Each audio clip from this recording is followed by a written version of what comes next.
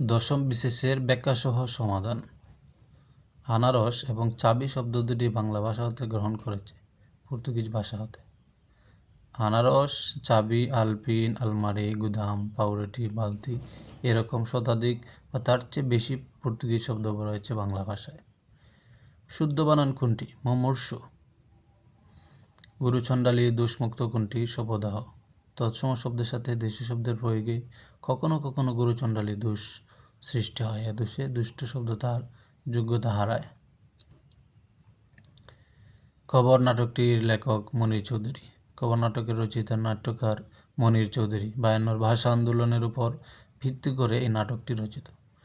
1953 সালে তিনি জেলে বসে নাটকটি রচনা করেন।